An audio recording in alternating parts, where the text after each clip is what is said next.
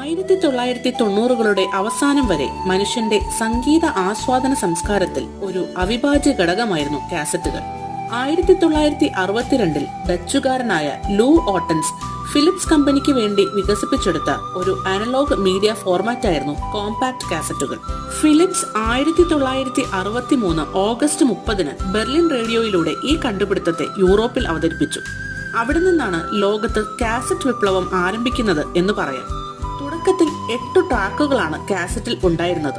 1968 85 കമ്പനികൾ ലോകമൊട്ടാകെ 240 ലക്ഷം കാസറ്റുകളാണ് വിറ്റഴിച്ചത്. ജനപ്രീതി നേടിയ ആദ്യത്തെ portable cassette tape player Sony Walkman ആയിരുന്നു.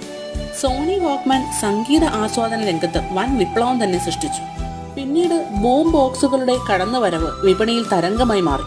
90കളുടെ അവസാനത്തോടെ കോമ്പാക്ട് ഡിസ്കുകൾ ലോക വിപണി കീഴടക്കി തുടങ്ങിയതോടെ കാസറ്റ് യുഗത്തിന് അവസാനമായി.